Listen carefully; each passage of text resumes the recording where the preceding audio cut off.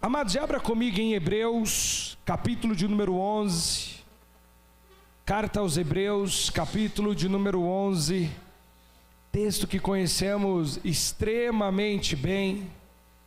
Hebreus, capítulo de número 11. E vamos ver o verso de número 1. Hebreus 11 e verso de número 1. Todos acharam, amém? Ora, a fé é o firme fundamento das coisas que se esperam e a prova das coisas que se não veem. Porque por ela os antigos alcançaram testemunhos. Pela fé entendemos que os mundos pela palavra de Deus foram criados, de maneira que aquilo que se vê não foi feito daquilo que é aparente. Pela fé, Abel ofereceu a Deus maior sacrifício do que Caim, pelo qual alcançou testemunho de que era justo, dando Deus testemunho dos seus dons, e por ela, depois de morto, ainda fala. Pela fé, Enoque foi trasladado para não ver a morte, e não foi achado, porque Deus o trasladara. Visto como antes da sua trasladação, alcançou o testemunho de que agradara a Deus. Ora, sem fé é impossível agradar-lhe, porque é necessário que aquele que se aproxima de Deus creia que Ele existe e é galardoador dos que o... Agora nós vamos orar por essa palavra. Senhor Deus e Pai, que nesta tarde, Pai, nesse final de tarde, quase início de noite, a sua palavra venha entrar nos nossos corações como flecha, que essa palavra, Pai, venha penetrar a nossa mente, os nossos corações, para podermos compreender tudo aquilo que o Senhor tem para falar nas nossas vidas. É o que te pedimos, amém. Amados, nós quando vamos falar, esse texto de Hebreus 11, ele é um texto maravilhosíssimo, porque é um texto que fala justamente sobre algo que eu e você precisamos diariamente, o que é fé. Amados, e fé é uma coisa muito interessante, porque as pessoas às vezes elas usam a fé em somente momentos que é para ter um ganho próprio. Às vezes as pessoas elas querem usar a fé quando elas vão adquirir algo, quando elas vão receber algo, quando elas vão fazer alguma coisa que tem um proveito próprio. Ela começa a ter muitas vezes se abastecer de uma fé. Mas quando vem as dificuldades, muitas vezes aquela fé que outrora nós tínhamos, parece que ela vai embora. Parece que em momentos de dificuldades, as pessoas, elas, em muitos lugares, e é claro que não todos, mas parece que as pessoas, elas resetam a sua mente no que tange confiar em Deus. Parece que confiar em Deus em momento que você está na abastança, que você não tem dificuldade financeira, que você não tem dificuldade na saúde, que você tem todos os recursos, parece que nesse momento é muito cômodo e muito fácil nós estabelecermos e usarmos a fé. Mas e no momento que o dinheiro falta? No momento que a saúde falta? No momento que o vigor falta, ou as situações emocionais elas começam a dar sobre as nossas vidas? Qual é o real momento que eu e você temos que usar a fé? Porque, irmãos, usar a fé hoje, ou estarmos com fé, a Bíblia diz que a fé é o quê? É o firme fundamento do que, irmãos? Das coisas que se esperam e prova das coisas que não se... A fé você não enxerga com os olhos naturais. Com os olhos naturais você não consegue enxergar, e muitas vezes alguém que está exercendo a fé de umas situações naquele momento, para as pessoas em volta não faz sentido, para as pessoas em volta parece loucura. Como o pastor Rochelle falou aqui muito bem acerca de você dar a sua vida para uma pessoa que tem fé em Deus e ela abre mão de tudo que ela tem, muitas vezes na vista dos homens como perca financeira, perca de várias outras coisas, as pessoas não conseguem entender, mas para quem está exercendo a fé faz muito sentido. Para quem está ouvindo as palavras de Deus, sentindo o toque de Deus, faz muito sentido abrir mão das coisas. Mas para as pessoas de fora, parece que você é louco, parece que você perdeu o juízo, parece que você está indo realmente à contramão de todas que estão ao seu redor. Porque a fé, irmãos, ela atinge e abre portas que outrora não era possível sem ela. A palavra do Senhor começa a dizer que sem fé, a Bíblia diz o quê? No verso 6... Sem fé é impossível porque é necessário que aquele que se aproxima de Deus creia que Ele existe e é galardoador dos que o... Irmãos, eu, como os irmãos sabem que trabalho com tecnologia, uma das maiores farsas do século 21 se chama Instagram, TikTok, Facebook. É a maior farsa que existe da humanidade, ao meu ver, como técnico. As pessoas, elas estão em depressão, dá um sorrisinho, tira foto e falando que está a pessoa mais feliz do mundo. O casal está acabando, chama ali, amor, vem cá, tira uma fotinho falando, nosso casamento está maravilhoso. As pessoas, elas estão passando adversidades na sua vida, mas elas mostram através de uma foto somente aquilo que ela quer. Não estou generalizando, porque tem pessoas que gostam de passar realidade, mas na sua grande maioria, aquilo que você vê não é verdade. Na sua grande maioria. E tem um monte de gente que serve a Jesus desejando a vida do outro, mas sem saber o que realmente está acontecendo. Às vezes as pessoas, elas começam a achar que a vida do A, do B, do C está tudo muito bem, mas somente a minha vida, ela está totalmente ruim. Mas às vezes as pessoas, elas são movidas somente pelo que você vê. E eu quero te dizer, querido, o olho engana. O olho, ele engana de diversas formas. Não sei você, eu já fiz algumas, foram poucas vezes, mas eu já fiz alguns exames de olhos, né, no oftalmo, e ele pinga um negocinho muito interessante, né, aquele colírio, vou te contar, um negocinho poderoso para mudar a visão. Se olha para cá, o olho do povo está lá, se olha para cima, o negócio está embaixo, você não consegue prestar atenção, então a sua visão te engana, querido. A sua visão, e essa visão aqui, ó, esse globo ocular aqui, ele projeta as aspirações do seu coração. Se você começa a achar que as pessoas não gostam de você, o seu olhar vai olhar somente críticas e esse tipo de situação. Se o seu olhar ou o seu coração está avarento, o seu olho vai ser só avarento. Se o seu coração está ferido, os seus olhos vão procurar muitas coisas que estão ao seu redor. E agora, se uma pessoa não está bem e olha com o olhar meio fechado para você, você acha que essa pessoa está com problema, porque o seu coração está demonstrando isso. Mas o olho da fé é você realmente tirar esse globo ocular, essa visão, essa ótica natural, e você pegar uma ótica que não é sua, mas uma ótica mais alta, que é a ótica de Deus. Você usar a fé, você deixa de enxergar com seus olhos natural, que é baixo, que é terreno, que ele é limitado, e agora você olhando através dos olhos de Deus, você consegue enxergar o que outrora você não enxergava. Você começa a desejar coisas que outrora você não enxerga. Você começa agora a ver situações que outrora você não via. Mas por que isso acontece? Porque agora você está mudando a sua ótica.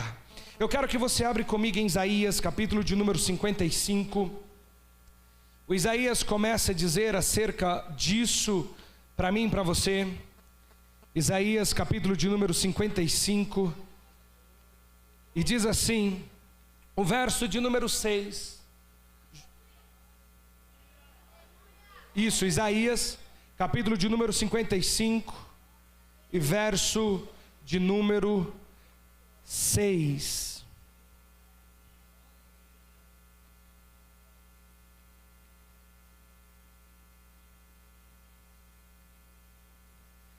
Quem achou, diga amém. Buscai o Senhor enquanto se pode, invocai-o enquanto está. Vamos olhar para você ver quantos anos, e nós não vamos colocar aqui para nós não errarmos, mas quantos anos essa palavra foi escrita? E o Senhor está dizendo aqui para invocar o nome do Senhor enquanto Ele ainda está perto. Quer dizer o quê? Que ainda está perto dele voltar, a qualquer hora, a qualquer momento, nós estamos esperando a vinda do Senhor, amém? Amém?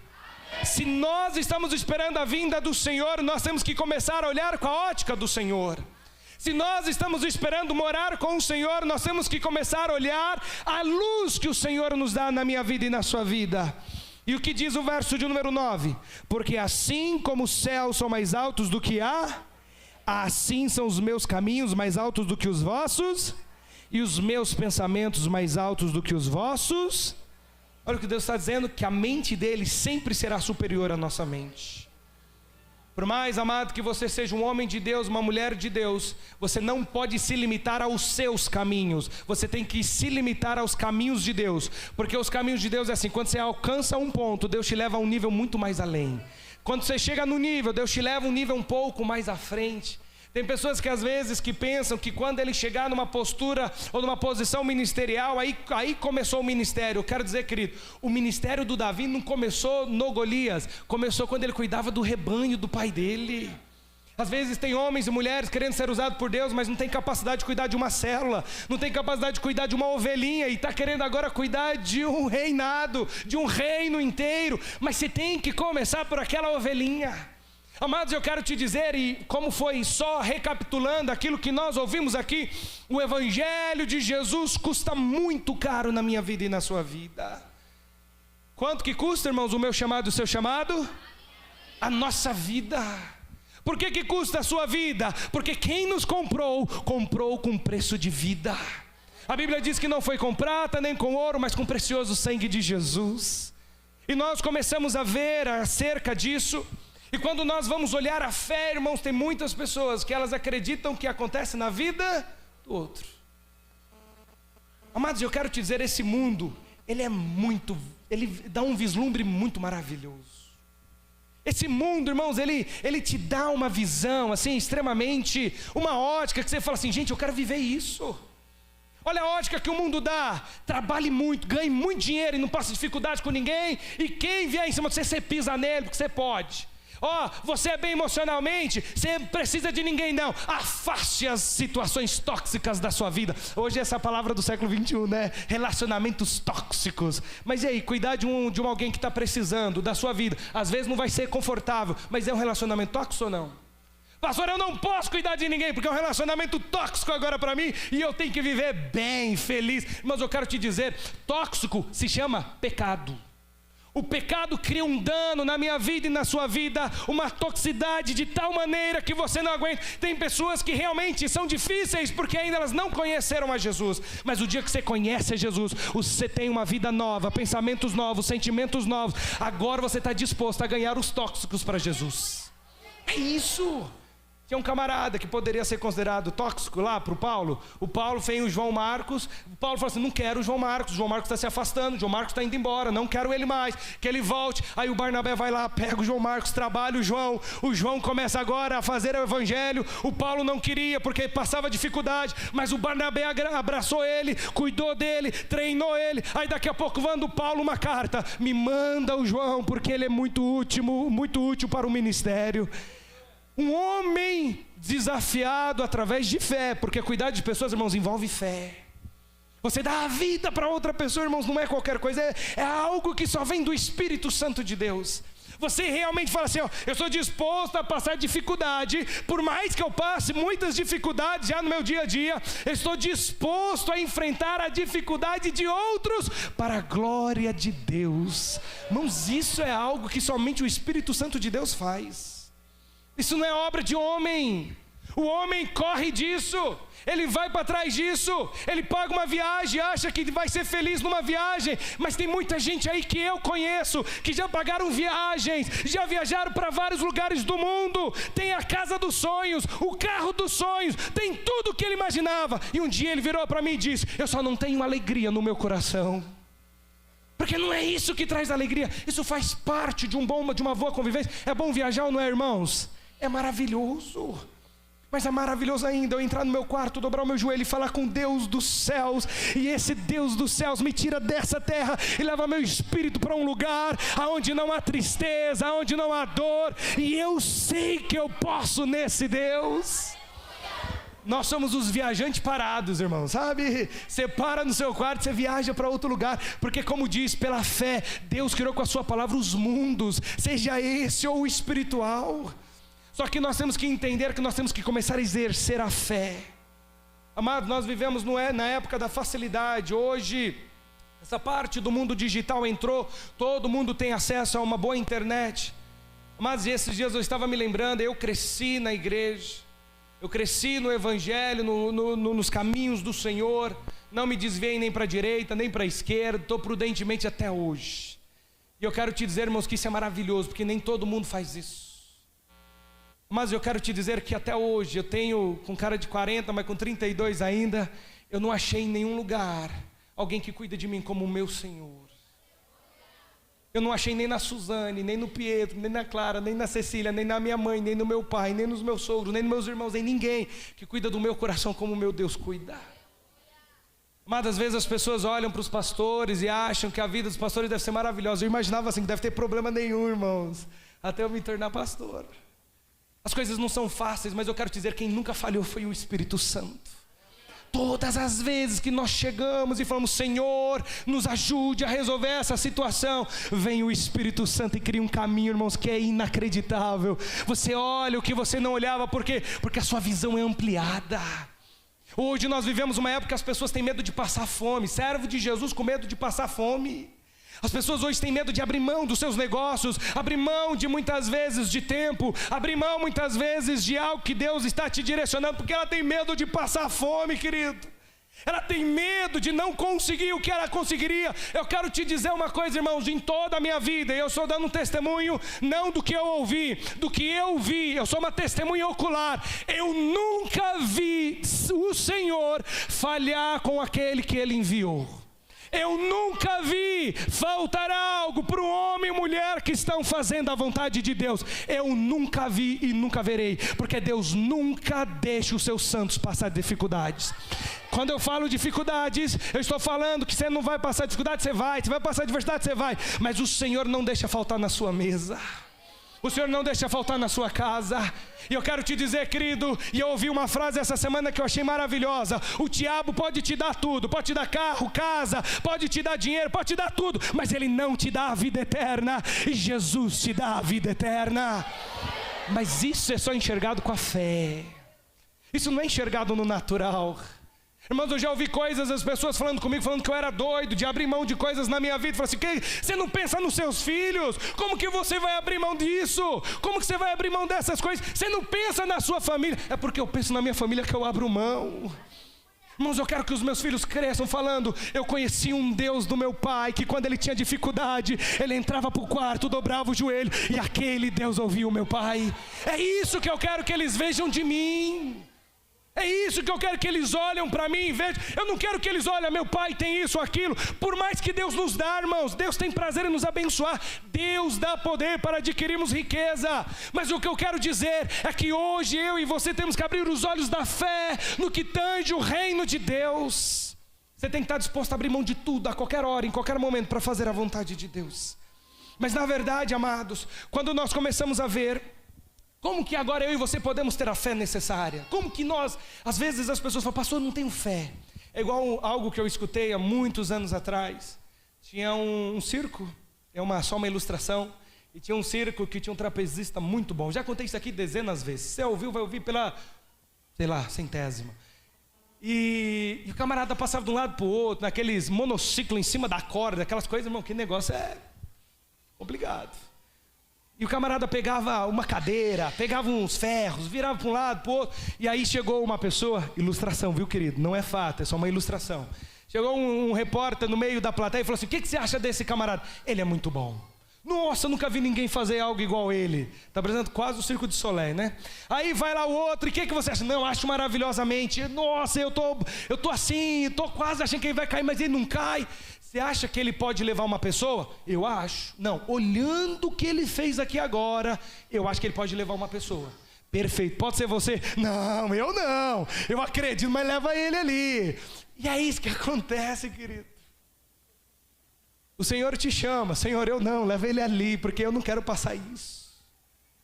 Amados, eu cresci no meio de um lugar onde eu vi, irmãos, eu me lembro de situações de eu precisar para o meu pai e falar assim, pai, eu preciso de uma folha de caderno. Meu pai fala, não tenho, filho. Aí ele sai na rua e volta com 10 reais. O que aconteceu? Achei no meio da rua, filho, o dinheiro do seu caderno. Irmão, são situações de entrar para o banheiro e não ter gasolina para ir para o culto. E Deus e meu pai falaram, vai tomar banho que Deus vai prover. No meio do caminho batizava alguém lá e falava, sabe aquele dinheiro que eu estava te devendo? Eu vim te pagar hoje. Irmãos, por que eu sirvo Jesus tão ferozmente? Porque eu vi o que o Senhor fez e faz na minha vida. Eu não vi com os olhos naturais. Os olhos naturais me falam o contrário. Os olhos naturais me dizem, você está perdendo sua vida, Kleber. Os olhos naturais me dizem, se você é novo, você tem uma vida pela frente, para que você vai perder vida com as pessoas? Mas o espiritual me diz, você tem um tesouro escondido nos céus, persevere, que daqui a pouco acaba essa aflição. Mas como que eu não daria a minha vida para esse Deus que deu a vida dele por mim? Irmão, como que você retribui? Tem pessoas tão maravilhosas, que você pede uma ajuda, a pessoa vem e te ajuda. Não sei, já aconteceu isso com vocês, irmãos? Alguém que te ajudou assim? Às vezes numa situação, às vezes numa falta de gasolina, né? E vem aquele irmão lá com a galãozinho, né? E te ajuda. Você fala, irmão, o que eu posso? Não, o senhor está pago, vai lá. Fala, o que eu posso fazer por essa pessoa? A gente fica muito grato com essas pessoas nessas situações. Irmãos, agora imagina o Senhor. Ele não tinha que vir. Ele não pecou, ele era o soberano e ainda o é, mas ele continua, naquele momento, ele era o soberano de toda a terra. Ele diz, eu vou lá, eu vou morrer por eles, eu vou pagar um preço. Para quê? Porque eles têm valor para mim, eu os amo e quero eles comigo. Agora vem esse Deus, segundo Paulo escrevendo aos Filipenses, com a visão espiritual e não carnal. Esse escritor, o Paulo escrevendo aos Filipenses diz, porque ele não teve usurpação ser igual a Deus, mas aniquilou-se a si mesmo, tomando forma de servo. E agora toda língua, todo joelho vai se dobrar, toda língua vai confessar que ele é o Senhor. Agora me diz, irmão, ele pagou o que nenhum de vocês consegue pagar para mim. Ele pagou o que nenhum banco paga. Ele comprou a minha vida. Eu sou eternamente grato a esse Deus. Como que eu não daria tudo que eu tenho para Ele? Não é dar somente, Senhor, está aqui minha oferta, não. É da minha vida, é como diz hoje, é o preço da minha vida. É falar, Senhor, o meu tempo é seu, a minha inteligência é sua, tudo que eu tenho é seu. Quando você vai para Daniel no capítulo 3, você vê aqueles homens, o Ananias, o Misael e o Azarias. Não vamos falar Mesaque, Sadraque e Abidnego, não maldição, mas Ananias, Misael e Azarias. Eles não se dobraram, porque eles não estavam olhando aquela estátua com os olhos naturais, porque todo lugar da Babilônia se prostrou diante da estátua de Nabucodonosor. Se é todo, eu penso que até os cativos que foram levados lá de Israel para a Babilônia também se prostraram, porque a Bíblia diz que aqueles 3 não se prostraram. Aí agora chegam homens e dizem, olha, tem 3 jovens que não se prostrou, chama eles aqui. O que é que vocês não estão se prostrando? Eu quero te dizer, ó rei, que só vamos adorar e servir ao nosso Deus, nós não te adoramos. Pastor, irmãos, não romantize a Bíblia. Entenda uma coisa, eles estavam falando com o homem mais poderoso da época, que tinha acabado de tomar Israel como cativeiro, tinha acabado de tomar nações como cativas, um dos camaradas mais poderosos da face da terra. Agora eles vão e dizem, nós não vamos se prostrar diante de você, somente a Deus. Assim, então tá bom, vocês vão para a fornalha, quer 7 vezes mais. Mas o que aconteceu, irmãos, é que ele falou assim, fica sabendo, rei, será que você faz isso, irmãos? Será que você faz isso? Eu faço isso? Senhor, fique sabendo, se o negócio não der certo amanhã, eu vou te servir mesmo assim. Senhor, se o negócio der errado, o meu plano que eu fiz ali, que vai acontecer amanhã, não der errado, eu vou te servir mesmo assim. Será que eu e você somos assim? Ou somos igual a Israel? Não deu certo, quer saber? Não sirvo mais Jesus, é só dificuldade na minha vida. Mas aquele servo fala aí, aqueles 3 jovens ali diz, fique sabendo, rei, que mesmo se o Senhor nos livrar, nós vamos continuar adorando esse Deus. E quem entra na fornalha, querido? Quem entra na fornalha? Jesus entra na fornalha com ele. Aquele rei agora sabe que há um Deus em Israel, há um Deus do Misael, do Ananias e do Azarias, um Deus que ele é todo poderoso. Amados, e o problema é que quando nós começamos a ver Romanos 10:17, o que é que diz Romanos 10:17? De sorte que a fé vem, como é que é, irmãos? De a fé vem pelo e ouvir a palavra. Sabe por que tem gente que não tem fé? Porque não lê Bíblia. Sabe por que tem gente que não tem fé? Porque na hora de ler a palavra vai para a televisão, vai para a internet, vai para um tanto de lugar. Na hora da dificuldade não sabe a quem recorrer. Por quê? Porque não ouve a palavra de Deus. Agora tem homens e mulheres que ouvem a palavra de Deus. Quantas vezes eu, irmão, passando situação, sem saber o que fazer, abro a Bíblia e quando eu estou lendo a palavra do Senhor, aí o Senhor está livrando, o Senhor está cuidando, o Senhor está provendo. Aí vem o Espírito Santo e fala, se Ele fez com esse Deus, Ele ainda é hoje, Ele é ontem, Ele vai ser amanhã, Ele pode fazer na sua vida, Kleber. Aí a minha fé é acrescentada.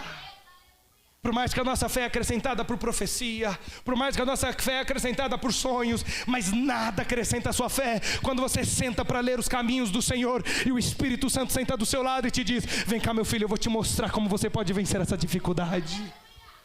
Aí o Paulo começa a dizer agora, 2 Coríntios capítulo 5 verso 7, porque andamos por fé e não por... Você não anda por vista, você não anda pelo aquilo que é aparente aos seus olhos, você não anda segundo o curso deste mundo. Não é porque o da direita está fazendo, o da esquerda está fazendo, que é para você fazer. Não é porque deu na vida do ciclano que vai dar na sua vida. Deus, ele é individual no tratamento com o seu povo. Deus fala no coletivo, mas ele vai queimar individualmente em cada coração.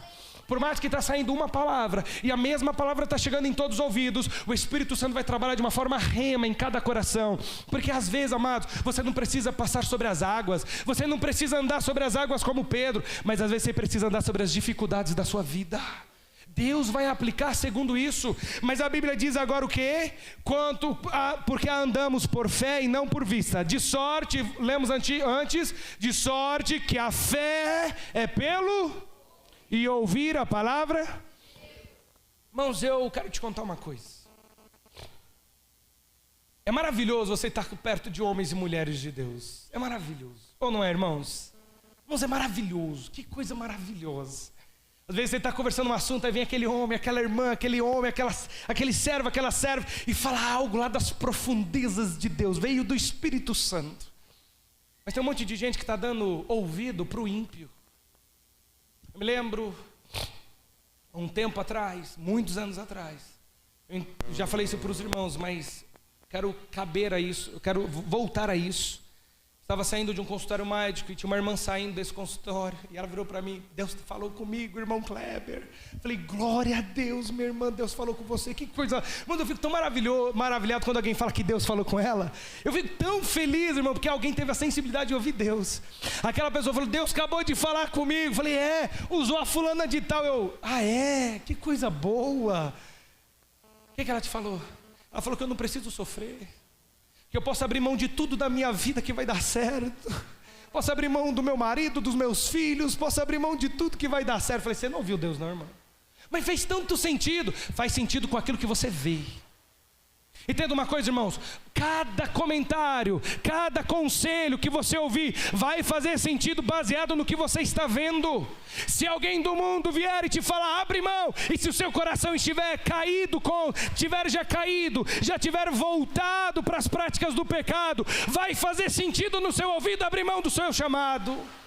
Se você abriu mão de algo da sua vida, o seu coração foi levado, alguém vai chegar e vai falar para você: faça isso, vai fazer sentido, porque o seu coração está enxergando aquilo. Mas quando você está conectado com o Espírito Santo e chega algo no seu ouvido, na hora o Espírito Santo fala assim: não é dessa forma, não é desse jeito. Você enxerga aquilo, por mais que pareça ser uma solução certa, você sabe que não é para você.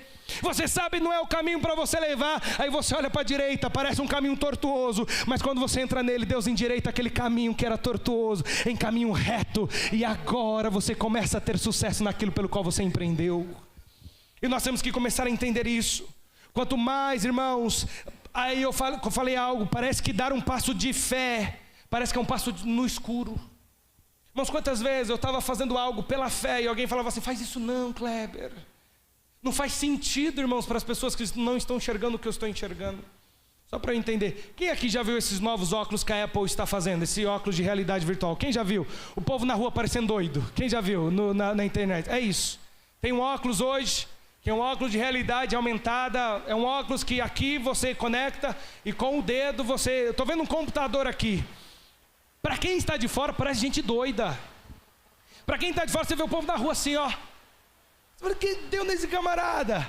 Mas para quem está enxergando faz sentido, porque ele está clicando no ícone, ele está abrindo uma janela, ele está escrevendo, ele está lá assim, irmão, do nada, com o óculos na cara e fazendo assim, ó. Para quem está vendo de longe não faz sentido, mas para ele faz. Ele está vendo uma tela, ele está vendo um teclado, ele está digitando. A fé é da mesma forma, querido. Para quem está olhando você viver não faz sentido, mas para você faz todo sentido. As pessoas estão achando que vocês estão fazendo algo que você não está enxergando, mas você está enxergando mais do que aquela pessoa.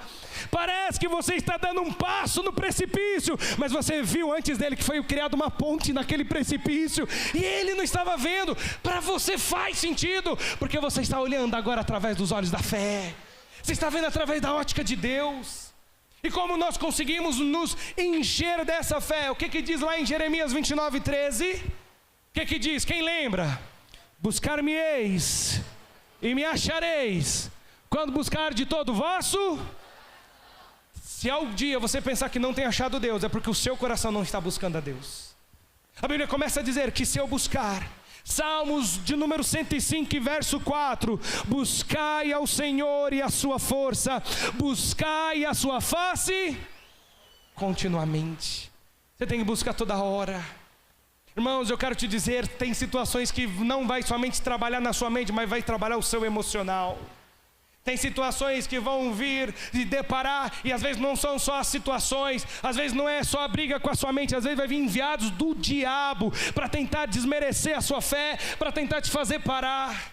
É a mesma coisa que aconteceu o Jairo, quando foi atrás de Jesus, buscando uma cura para sua filha. No meio do caminho a filha dele morre e ele não sabe da notícia. E ele está indo para a casa dele com Jesus, animado, feliz. A cura está indo para minha casa, a cura está indo para minha casa, a cura está indo para minha casa. No meio do caminho Jesus cura uma mulher com 12 anos, sofrendo de um fluxo de sangue. Eu creio no meu coração, irmãos, porque se fosse eu faria dessa forma. Eu creio que o Jairo, vendo aquilo, que era um dos principais da sinagoga, a hora que Jesus vê aquilo, aquela mulher foi curada sem Jesus tocar nele. É esse mesmo que vai mudar a minha história da minha casa. Aí chega alguns e fala: por que você está incomodando o mestre? A sua filha já morreu. Você não precisa mais disso, não tem mais jeito. O que Jesus fala para o Jairo? Não temas, crê somente. Tem hora, querido, que você não precisa falar. Tem hora que você não precisa perguntar. Tem hora que você não precisa nem do conselho pastoral. Tem hora que você só tem que ficar quieto e crer naquilo que Deus está falando no seu coração. Tem hora que você tem que falar assim: eu creio, eu escolho crer. Tudo está dizendo o contrário, mas eu escolho crer. Eu escolho abrir mão dos meus sentimentos e fazer igual o salmista. Porque te perturbas dentro de mim, ó minha alma? Por que você está perturbado aí dentro? Espera no Senhor. Espera que você verá o socorro do meu Deus. Abra aí comigo, 2 Coríntios. Então a primeira coisa, para nós termos a fé necessária, precisamos de ouvir a palavra, precisamos de estar perto do Senhor. 2 Coríntios, capítulo 4, o Paulo começa a dizer, no 2 Coríntios 4, verso 18, desculpe, eu não falei o versículo. 2 Coríntios 4, 18, o que é que diz aí, irmãos? Não atentando nós nas coisas que, mas nas que não se, porque as que se veem são, mas as que não se veem são eternas. Irmãos, dá uma olhadinha aí para a sua direita e para a sua esquerda, tudo, olha para você ver. Tudo isso aí vai acabar. Tudo isso vai acabar. Pastor, eu olhei para o meu irmão. Vai acabar, porque vai ser um novo corpo. Vai ser um novo eu, com um novo nome, como o pastor Christian disse aqui. Até esse negócio aqui que fede, né? Tem que tomar banho, tem que pôr perfume. Até esse negócio aqui vai embora. É por isso que o Senhor está dizendo: não se preocupe com as circunstâncias, não olhe para as coisas, tudo que você está vendo, dificuldade, as coisas desta vida são temporais. Olhe com a minha visão, que a minha visão é eterna, a minha visão não tem tempo, a minha visão não tem estação. O que Deus está dizendo? Atenta para aquilo que é eterno. Irmãos, faz sentido para mim hoje. Eu lembro quando eu cheguei no meu encontro com Deus, com o meu plano de vida. Qual que era o meu plano de vida? Casar. Primeiro, eu acho que o plano de todo homem é o milagre do casamento. Achar uma, desculpa o termo, uma doida mais do que eu sei para te querer. Então eu achei a Suzane, tá uma maravilha. Casei na palavra profética do ano de grandes milagres, irmão, dá para você ver. Foi a palavra profética do meu casamento, ano dos grandes milagres. Olha que milagre maravilhoso. E meu plano era: vou trabalhar de segunda a sexta, ganhar muito dinheiro, porque ninguém pensa em ficar pobre. Se pensar, né, irmão, vou trabalhar e não ganhar dinheiro. Ninguém pensa isso. No domingo eu vou servir Jesus. No domingo eu vou para a igreja. Porque dia de ir para o culto é que dia, irmãos? Que dia que é o dia de ir para o culto? Ah, muito bem, todos os dias. Mas na cabeça do povo é domingo, porque nós aprendemos que é domingo. É como o católico romano, é domingo, só domingo. fui para o meu encontro com Deus. E esse era meu plano. Eu sou servo de Jesus. Domingo eu estou lá servindo. Durante a semana eu vou ganhar muito dinheiro. Estou falando que ganhar dinheiro é problema, não, é maravilhoso, irmãos. Quero te dizer da minha vida, amém? Deus tem poder para te abençoar, sim ou não? E eu vou orar hoje porque Ele te prospere muito na sua vida financeira, amém? Financeira, emocional, nós vamos orar por isso. Mas eu quero dizer que quando eu tive um encontro com Jesus, meus planos mudaram. Agora, irmãos, eu não tinha mais desejo de nada a não ser a vontade de Deus. Eu não tinha mais desejo de nada. Eu brincava com a Suzane casou comigo, irmãos. Eu quero dizer, não é parâmetro para nenhum pai aqui, viu, irmãos? O parâmetro meu não é para nenhum pai. Eu casei no ano de grandes milagres. Então, eu casei ganhando R$600 por mês, irmãos. Eu ganhava R$30 a menos do que meu aluguel. R$30 a menos que o meu aluguel. Era o meu. Mas eu sabia que se eu fosse fiel ao Senhor, o Senhor me recompensaria. Eu sabia, e eu quero te dizer, querido, o que Deus fez na minha vida não tem como nem eu pagar para Ele. Não tem como, é como somente o que eu daria pelas maravilhas do Senhor. Por quê? Porque um homem, uma mulher, eles não têm que viver com o que está na sua frente, mas com o que ele projeta. Os seus projetos têm que vir de Deus, porque se vier de Deus, eles se firmam. Se eles vierem do Senhor, e eu determinei assim, quando vier a Cecília, meu primeiro filho, eu quero estar dessa forma. E eu quero dizer, querido, que quando chegou a Cecília, eu estava muito melhor do que eu planejei. Por quê, querido? Porque quando eu olho para as coisas que são eternas, ela desbloqueia o que é temporal na minha vida. Quando eu olho para o eterno, ele desbloqueia o temporal. O que é o temporal? As coisas que eu preciso no dia a dia, o cotidiano que eu preciso no dia a dia, mas eu não me apego a ela, porque eu entendi que eu tenho um Senhor e o nome dele é Jesus. Eu não sirvo mamon, eu não sirvo esta vida. Irmãos, eu quero te dizer, querido, pode tentar o que você quiser comigo. Eu sou muito caro, meu querido. Não tem nada que me compra, nada. Você pode tentar o que for, nada me compra, porque eu fui comprado com o precioso sangue de Jesus. Então o meu preço, irmãos, é muito alto. Sabe aquele carro que você quer comprar e o dono não quer vender? É eu, viu, irmãos? Tem que ser você diante do Senhor, porque nós temos que essa vida. Vamos abrir agora Mateus capítulo 14. Primeiro ponto, irmãos, para nós vivermos a vida de fé, não olhe para as circunstâncias, não olhe para as coisas temporais, não olhe para as coisas passageiras. Capítulo 14, verso 30 de Mateus. Mateus 14, 30 diz assim: mas sentindo o vento forte, e começando a ir para o fundo, clamou dizendo: Senhor. E logo Jesus, estendendo a mão, segurou e disse: homem de pequena fé, por quê? Às vezes as pessoas começam a dizer: o problema do Pedro é porque isso, aquilo. Não, irmãos. O problema do Pedro não foi sair do barco, não. O problema do Pedro foi olhar o que era para ele não estar olhando. Jesus estava à frente. As tempestades estavam ali. Quando ele desceu do barco, as tempestades já estavam grandes. Quando ele desceu do barco, as tempestades eram contrárias. Quando ele desceu do barco, quando ele disse: Senhor, se é o Senhor mesmo, manda ir contigo, já havia dificuldades no meio daquela embarcação.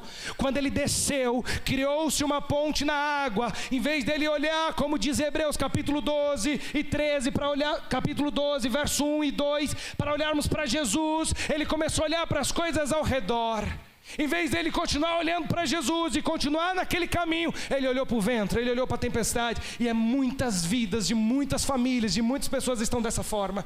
Em vez de você olhar e acreditar em Jesus, você está acreditando mais nas dificuldades, está acreditando mais nas adversidades. Você olha para o vento contrário, para a situação contrária e acha que não vai chegar lá. Mas se ele estivesse olhando para Jesus, ele chegava lá. Mas eu quero te dizer, o Pedro, ele não deu um passo qualquer, ele deu um passo diante de Jesus. E como ele deu um passo através da palavra de Jesus, por mais que ele fraquejou naquele momento, por mais que ele duvidou, porque ele fez em nome do Senhor, o Senhor estava lá para resgatar ele.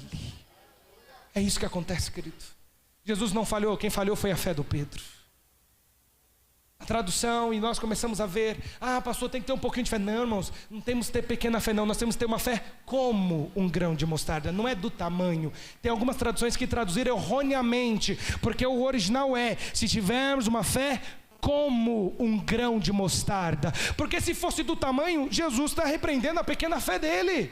Se fosse uma pequena fé, Jesus não estaria repreendendo, mas Jesus está falando da qualidade da semente de mostarda. Ele está dizendo que uma semente lançada gera centenas de fruto. É isso, a sua fé, quando ela é aplicada, ela não vai trazer vai trazer centenas de frutos sobre a sua vida. O Senhor nunca recompensa na medida, nunca. Ele sempre transborda. O que você quer, Salomão? Quero sabedoria, porque você pediu bem. Vai ter sabedoria, vai ter força, vai ter glória, vai ter proteção. É tudo nos seus dias, porque é isso que Deus faz. Nós temos que parar, irmãos, de olhar as adversidades. Eu quero dizer que tem muitas adversidades. Tem adversidades financeiras, tem adversidades na saúde, tem adversidades para saber de planos e projetos. Tantas adversidades que nós temos, mas se nós olharmos com os olhos da fé, nós começamos a resolver todo tipo de problema ao nosso redor. Tem pessoas que nunca alcançaram, não é porque Deus não quis, é porque na hora de empreender força, ela volta para trás. Quantos sonhos não sonhados, quantos planos não realizados estão aqui reunidos hoje? Quantas vezes você falou, poderia, se talvez, mas às vezes faltou um pouquinho mais de força, um pouquinho mais de fé, um pouquinho mais de vigor, naquela hora que você estava ali, porque a primeira coisa que acontece na dificuldade, você não abandona o emprego, ou você abandona o emprego, as coisas estão difíceis, você abandona o seu emprego? Não, você quer abandonar Jesus. Às vezes dá um problema em casa, a culpa é de quem? É de Jesus, porque agora eu não vou mais para a igreja, até parece que Jesus falhou comigo e com você. Jeremias capítulo 2, o que viram seus pais de injustiça para deixarem a mim? Olha o Senhor perguntando, irmãos, qual o dia que o Senhor falhou com você? E fala que alguém hoje, para nós não exercermos a fé em Deus, qual dia o Senhor não cumpriu algo que Ele prometeu sobre a sua vida? Pastor, estou esperando até hoje, mas você está esperando fielmente, diligente, ou você já fraquejou e voltou no caminho? Como que está? Porque tem gente que não alcança, não é porque Deus não quer fazer, é porque eles, como o pastor Rochelle diz, é aqueles que estavam com Gideão, dos 32 mil, era 22 mil covardes e medrosos. Tem gente covarde no meio da igreja, irmãos. Tem gente que não aguenta uma dor, tem gente que não aguenta uma afronta, tem gente que na hora que começa as coisas a pegar fogo, eu não quero mais não, porque antes não era desse jeito, agora que eu comecei a servir Jesus, as coisas ficaram mesmo, querido, porque agora você é inimigo do mundo. Você não é mais amigo do mundo, porque a Bíblia diz, o Tiago começa a dizer, adúlteros e adúlteras, não sabeis vós que a amizade do mundo é inimizade contra Deus? Portanto, qualquer que se fizer amigo do mundo, constitui-se inimigo. Irmão, ser inimigo de Deus é a pior coisa. É ser inimigo do Fernando ali, daquele 2 metros de altura. Sabe? Chega o Fernando para a batalha ali, e o Kleber, todo lado de quem? Do Kleber, do Fernando. Fala nada não, viu, irmão, por favor. Do mais alto. Deus está dizendo, se você começar a ser amigo do mundo, você vai ser inimigo de Deus. Irmãos, quem foi inimigo de Deus e teve vitória? Me fala alguém. Me fala alguém que batalhou contra o Senhor. A única coisa que o mundo não te dá é a vida eterna. Quando nós começamos a ver acerca disso, tem um texto, irmãos, que eu fico maravilhado quando eu leio ele todas as vezes. Capítulo 15 de Mateus e verso de número 26.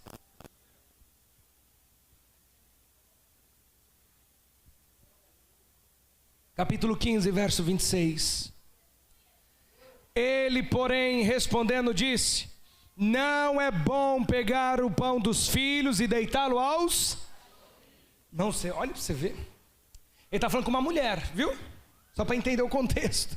E ela disse: sim, Senhor, mas também os cachorrinhos comem das migalhas que caem da mesa dos seus... Então respondeu Jesus e disse: ó mulher, grande é a tua fé, seja isto feito para contigo como tu... E desde aquela hora sua filha ficou... E aí, irmãos, se você chegasse e Jesus falasse uma palavra dessa para você, o que você faria? Que isso, não posso te dar pão não, não é bom tirar dos filhos e dar para os cachorrinhos. Não quero te dizer que Jesus sabia o que ele estava falando. Jesus não jogou uma palavra qualquer, Jesus sabia do que ele estava falando. Jesus sabia, através dos olhos do Espírito Santo, que aquela mulher iria fazer. A ótica espiritual de abençoar aquela mulher, tanto que foi escrito para mim e para você hoje. Aquela mulher estabelece duas coisas, ela era uma mulher cananeia. Jesus estava dizendo, não é bom tirar a salvação, a cura dos judeus e dar para alguém que não é judeu. Mas ela está dizendo, eu posso ser um cachorrinho, mas eu sei quem é o meu Senhor. Ela estava estabelecendo uma linha de senhorio na vida dela, porque ela não disse, eu posso comer, eu quero não. Ela sabe e diz, até os cachorrinhos comem das migalhas dos seus senhores. Agora Jesus começa a encontrar aquela mulher, amados, e às vezes nós vamos ouvir palavras difíceis que vão colocar em xeque, em prova a nossa fé. Às vezes você vai ouvir coisas que você não queria ouvir, você vai ver coisas que você não deveria ver, para provar a sua fé e para ver se você confia em Deus ou não.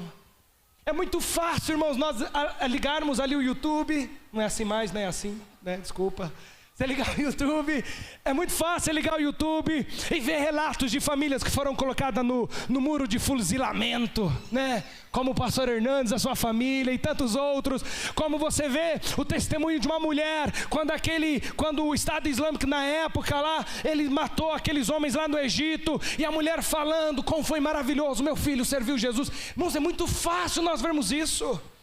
Quero te perguntar hoje, se fosse você, chegasse lá na sua casa, tivesse o seu filho menor, se você o tiver, o seu bebezinho, você, sua mulher, sua família ali, e agora com um fuzil virado para você, nega a sua fé ou você morre. Aí você não nega, matou o menorzinho. E aí, como que você ficaria nesse momento, querido? Como que você ficaria nesse momento, querido? Agora a sua família está ali, porque homens passaram por isso. Como que ficaria a sua fé nesse momento? Eu tenho certeza, amado, que eu e você falaremos, eu não vou negar, se é para morrer, morrer com Jesus. Mas quantas vezes eu e você não estamos negando Jesus por coisas tão banais da nossa vida, como nem damos tempo para Ele, e dizemos que vamos seguir Jesus e não vamos morrer por Jesus? É uma hipocrisia muitas vezes do nosso lado. É o que o Pedro estava falando, Jesus, eu vou contigo até a prisão e a morte. Na hora que Jesus foi preso, ele já ficou fora. Não foi preso nem para a cruz, foi só na prisão. Ele já foi embora. E a Bíblia começa a dizer, Lucas começa a dizer que Jesus olha para ele e ele chora amargamente. Para mim ali foi o momento da conversão do Pedro de verdade. Quando Jesus olha para ele e ele chora amargamente. Ele viu o que ele fez, mas a partir de agora, que ele é um novo homem, cheio do Espírito Santo, ele não mais olha com aqueles olhos carnais. Agora ele olha para aquele homem na porta do templo e diz, eu não tenho prata, eu não tenho ouro, mas eu tenho a presença de Jesus. Em nome do Senhor, levanta e anda. A ótica desse homem mudou. A ótica desse homem mudou completamente. Por que antes você via pessoas com medo? Eu quero te dizer, querido, você pode pensar dessa forma, eu e o Espírito Santo somos maioria absoluta. Você pode entrar em qualquer batalha, meu querido, com o Espírito Santo ele não perde uma.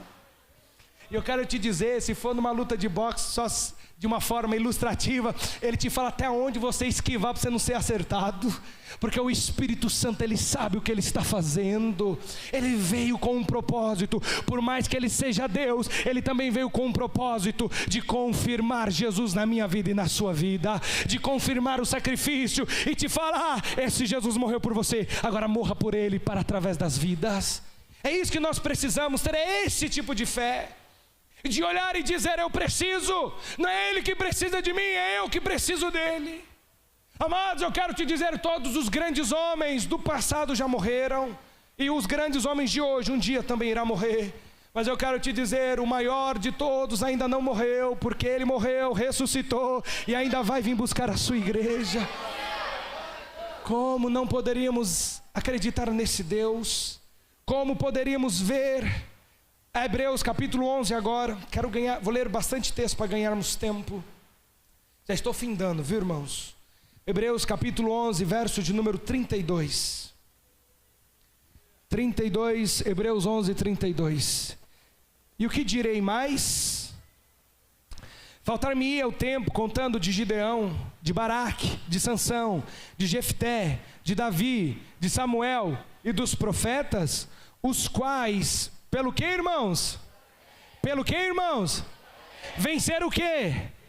Praticaram a justiça, alcançaram promessas, fecharam as bocas dos leões, apagaram a força do fogo, escaparam do fio da espada, da fraqueza tiraram forças, na batalha se esforçaram, puseram em fugida os exércitos dos estranhos.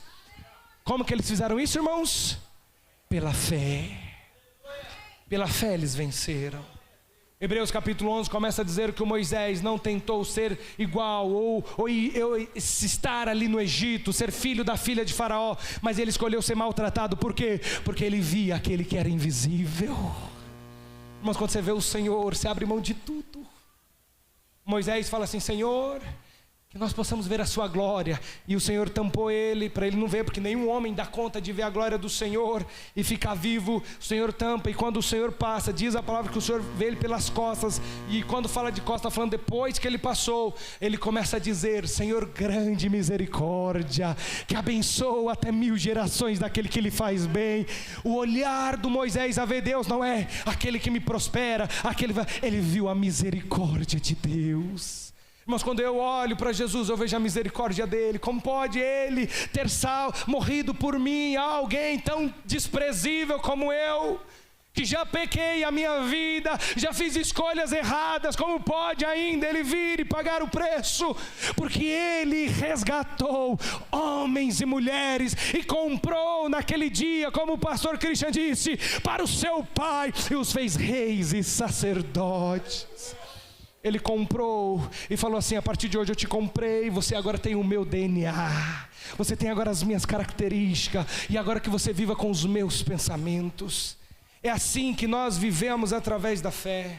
Quando você vai para Números 14, do verso 1 ao verso 9, você vai ver o que aconteceu ali no meio do arraial, na resposta dos espias. Quantos dias eles ficaram espiando a terra, irmãos? Quantos dias? 40 dias. 40 dias, por isso são 40 anos no deserto, cada dia um ano. Mas você começa a ver, 12 homens saem, não eram homens qualquer, eram homens cabeças das suas tribos, príncipes das suas tribos.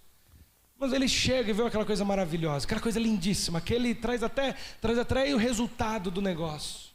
Eles começam a dizer: a terra realmente é maravilhosa, a terra realmente é poderosa, coisa não tem terra igual. Mas nós não vamos dar conta não. Os carros deles são de ferro, as cidades são fortificadas. Lá não é soldado não, lá são gigantes. Os filhos de Anak estão lá, são coisas gigantíssimas. E os moradores, e os que moram naquela terra, devoram os moradores. Eles são ferozes na batalha, não vamos dar conta não. Aí no verso 9, do número 14 e verso 9, o Josué agora e o Caleb, eles levantam diante da congregação e falam essa palavra: tão somente não sejais rebeldes contra o Senhor, e não temais o povo desta terra, porquanto são eles o nosso, retirou-se dele o seu amparo. O Senhor é conosco, não temais. Agora o Josué e o Caleb falam assim: o que vocês estão olhando aí, meu querido? Eles não têm mais proteção, eles são grandes, são poderosos, mas o Senhor se retirou deles. O Senhor é conosco, nós vamos ganhar, nós vamos vencer. Agora o povo fala assim: vamos nada, mata esse povo. E é isso, aí a glória de Deus se acende no meio do arraial. Porque é isso que acontece, querido. Tem homens e mulheres que, enquanto uns estão vendo tragédias, outros estão vendo vitória. Enquanto uns estão vendo fracasso, outros estão vendo promessa e despojos do Senhor. Porque é a visão. Tem pessoa que chega e fala assim: pastor, eu não estou vendo sucesso nisso, não estou vendo vida nisso, mas eu estou vendo aqui, maravilhas no meio do deserto. O Senhor abençoou o Abraão lá no deserto e destruiu a cidade das campinas, lá verdes e maravilhosas de Sodoma e Gomorra. Não é o lugar, é a pessoa, querido. Não é a circunstância que você vive, é você que está vivendo. Você tem a escolha de confiar ou não em Deus. Você tem a escolha. Capítulo 3 e verso 19 de Hebreus diz: e rogo-vos com instância que assim o façais, para que não mais depressa... Desculpe, não é esse não, 3,19, eu marquei outro aqui e li outro. Ali já, lá, e vemos que não puderam entrar por causa da sua, aquele povo não entrou por causa da incredulidade. Pastor, eu não consigo alcançar nada na minha vida. Às vezes você é um incrédulo. Quem disse, irmãos, que as bênçãos de Deus vão ser fáceis? Quem disse, qual o dia, me fala, irmãos, qual o dia que o Senhor sentou para você e falou assim: filho, filha, tenham planos e propósitos na sua vida, vai ser fácil demais. Mamão com açúcar, você vai entrar, você vai ter dificuldade, você vai ter trabalho. Muito pelo contrário, arruma um bom sofá, uma boa cama, dorme o dia inteiro, folga, viva bem, que eu vou fazer tudo sozinho. Qual o dia que Jesus falou isso para você, querido? Você vai ver sempre Deus falando: tem bom ânimo, meu filho, Tem bom ânimo, meu filho, se esforça. Seja fiel, seja prudente, seja santo, seja verdadeiro. O que Deus está dizendo? A batalha é árdua, mas o resultado vale a pena toda essa batalha. Pastor, o meu sonho é a minha casa, o meu sonho é isso, o meu sonho é aquilo. Meu sonho, irmão, vou te contar, claro que eu tenho sonhos desta vida, é claro. Mas o meu maior sonho, sabe qual que é? É entrar naquelas portas celestiais. Imagina, irmãos, ele abrindo o livro e dizer: Kleber, bendito do seu irmão, que coisa maravilhosa. Irmãos, o que se compara a isso? Você naquele grande dia ouvir: bendito do meu Pai, você se esforçou mesmo, você deu a sua vida por mim, você não se vendeu, você não se deixou, pode entrar, o seu tempo de descanso chegou. Que coisa maravilhosa. Mas imagina, irmão, você começa a ter uma vida fácil aqui. Naquele dia o Senhor virá para você e falar assim: você tardou aquilo que era para ter feito, você começou a deixar as coisas acontecer, e você não fez o que eu te mandei, você não fez o que eu te pedi. Apartai-vos de mim, maldito, que eu não vos conheço. Ninguém quer ouvir isso, querido. Ninguém quer ser desprezado. Tem gente que ainda acha que o Senhor vai salvar lá, lá quando já estiver no lago de fogo. Não vai, acabou, é a segunda morte para todo sempre. Por isso que nós lemos lá em Isaías: invocai e buscai o Senhor enquanto é. Hoje é tempo, sim ou não? Ainda há tempo de nós buscarmos ao Senhor. Salmo 119, verso 105: lâmpadas para os meus pés lâmpada para meus pés é a tua palavra, e luz para o meu caminho. É assim, querido, que você começa a abrir. E hoje nós vamos pedir para o Senhor abrir os nossos olhos espirituais, para abrir os nossos olhos de fé, porque a palavra do Senhor é a lâmpada que ilumina os nossos caminhos, é a lâmpada que nos mostra o caminho. Eu quero te dizer, querido, você vai ter que fazer decisões muito drásticas depois desse congresso. Eu não sei que decisão você vai ser tomar, mas desde que eu subi aqui, Deus me fala muito sobre isso. Às vezes você está deixando: eu vou tentar aqui, depois que eu fizer isso eu faço aquilo. Deus está dizendo hoje, irmãos, para você: a sua decisão tem que ser tomada hoje, não é amanhã. Às vezes você está deixando: não, mas deixa eu resolver isso primeiro. Não tem mais tempo, querido, é hoje que você tem que decidir. É agora, você tem que sair daqui sabendo quem é o seu Senhor. Você tem que sair daqui hoje debaixo de um senhorio, ou rejeitando esse senhorio, porque deixar para depois algo que Deus te manda hoje não tem mais tempo. É o tempo que se chama hoje, agora. Segundo o livro dos Reis, capítulo 6 e verso 17: e orou Eliseu e disse: Senhor, peço-te que lhe abra os olhos para que veja. E o Senhor abriu os olhos do moço e viu, e eis que o monte estava cheio de cavalos e carro de fogo em redor de Eliseu. Todo mundo conhece essa palavra. Aquele rei, o Eliseu estava descobrindo e contando os planos daquele rei que estava indo contra Israel. Agora ele fica furioso e manda os soldados prender o Eliseu. Mas naquele momento, aquele servo do Eliseu sai fora, vê aquele tanto de exército, tanto de cavaleiro, e agora ele teme. Mas o Eliseu ora e fala assim: Senhor, abre os olhos dele para que veja. Eu quero dizer, querido, nós temos o mesmo Deus do Eliseu, amém? E esse Deus pode abrir os meus olhos, os seus olhos nessa tarde, para enxergarmos aquilo que nós não enxergamos. Às vezes às vezes não se trata de enxergarmos algo novo, às vezes se trata de enxergarmos algo que já está disponível. Às vezes você está esperando algo chegar, mas ele já chegou há muito tempo, só você não enxergou. Às vezes os recursos, tudo que você precisava para uma nova vida, para algo novo, já está disponibilizado. Às vezes você que não enxergou até agora. Abra comigo aí, irmãos, para findarmos os últimos textos, para termos uma nova perspectiva nessa tarde. Gênesis 21 e verso de número 14. Gênesis capítulo de número 21 e verso 14 diz assim: então se levantou Abraão pela manhã de madrugada, e tomou pão e odre, e os deu a Agar, pondo sobre o seu ombro. Também lhe deu um menino e despedia. E ela foi-se, andando errante no deserto de Beceba. Consumida a água do odre, lançou o menino debaixo de uma das árvores, foi-se e assentou em frente, afastando-se a distância de um tiro de arco, porque dizia: que não veja eu morrer o menino. E assentou-se em frente, levantou a sua voz e chorou. E ouviu Deus a voz do menino, e bradou o anjo de Deus a Agar desde o céu e disse: que tens, Agar? Não temas, porque Deus ouviu a voz do rapaz desde o lugar onde está.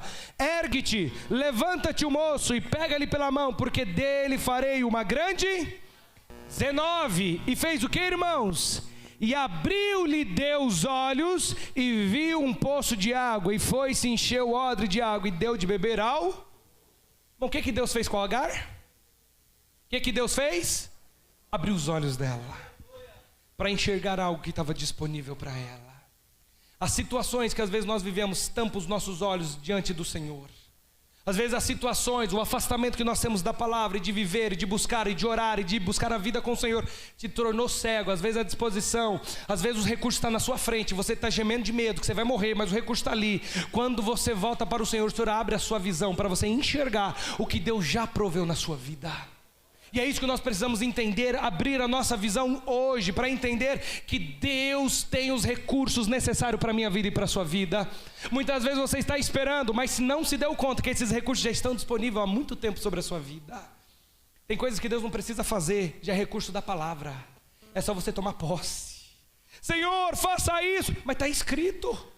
Moisés chega diante do mar: Senhor, por que clamas a mim? Mande que o povo...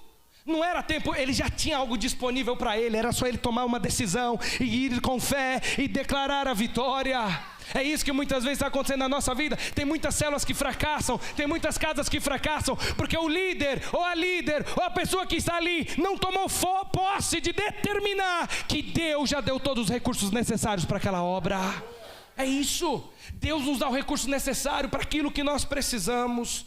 Deus abriu os olhos daquela mulher. Josué capítulo 3 e verso 8: Tu, pois, ordenarás aos sacerdotes que levam a arca do concerto, dizendo: quando vieres até a borda das águas do Jordão, pareis no Jordão. Verso 13 agora de Josué 3:13: porque há de acontecer que, assim que as plantas dos pés dos sacerdotes que levam a arca do Senhor, o Senhor de toda a terra, repousem nas águas do Jordão, se separarão as águas do Jordão e as águas que de cima descem, e pararão num montão. Olha o que Deus falou: olha, vocês vão atravessar o Jordão, os sacerdotes vão pisar, na hora que pisar no Jordão, a água vai parar, vai secar, vai fazer uma muralha, um murão, e vocês vão passar o Jordão a seco. É assim que Deus falou que ia acontecer. Verso 15 agora: e quando os que levavam a arca chegaram ao Jordão, e os pés dos sacerdotes que levavam a arca se molharam nas bordas das águas, porque o Jordão transbordava sobre todas as ribanceiras todos os dias da... Isso é um comentário. Que comentário é esse? O Jordão não estava vindo no seu rio, no seu fluxo natural. É o que acontece em Nova Serrana aqui, quem sabe, quando chove, quase, se fosse um pouquinho mais, a cidade toda afundava, né? É isso que acontece. O que estava acontecendo no Jordão é isso. Estava tendo, as águas subiam de tal maneira que elas estouravam, elas enchiam por toda parte. Não era um riachinho, era uma água, que diz a palavra aqui, que transbordava sobre as ribanceiras. Então era um tanto de água vindo, poderosa. Agora eles tinham que ir parar, que a água iria secar. E eles fizeram isso. Pararam, colocaram os pés, pararam as águas que vinham de cima, e levantaram-se um montão muito longe da cidade de Adã, que está da banda de Sartã, e as que desciam ao mar das Campinas, que é o mar salgado, faltavam de todo, e separaram-se. Então passou o povo defronte Jericó. Sabe o que aconteceu aqui, querido? Só para te explicar. Quando eles pisaram, as águas pararam. Não pararam no lugar que eles estavam, pararam quilômetros acima. As águas que quando eles pisavam continuaram vindo, porque o fluxo estava vindo ainda. As águas pararam lá em cima. Algum tempo entre as águas parar e elas deixarem de chegar. Às vezes acontece isso na minha vida e na sua vida. Você declara, Deus vai fazer, e você acha que não vai fazer, mas há um tempo entre você declarar e as coisas acontecerem. Eles pisaram no Jordão, as águas pararam a quilômetros, de 20 a 30 quilômetros de distância, mas parece que não parou, mas parou lá em cima e veio secando tudo. E é isso que acontece. O Daniel ora, depois naquele propósito dele, foram ali 21 dias, Deus respondeu no primeiro dia. Quando Deus está com você e você exerce a fé, é instantâneo o resultado, é instantâneo a ação. Pode se demorar um pouco chegar na sua vida, mas saiba, vai chegar, porque a ordem já saiu. É isso que acontece. É isso que nós temos que entender. Eu confio no Senhor e declaro confiar no Senhor. Pronto, lancei uma semente. Pode não germinar agora, mas a palavra de vida já foi dada e daqui a pouco ela vai germinar. Porque há um tempo de Deus fazer as coisas. Não foi somente aquele povo que viu, foram todas as cidades de cima, foram vindo aquelas águas parando por causa do dito do Senhor. E é isso que nós temos que entender, querido. Há um tempo, mas a nossa fé tem que ser exercida hoje.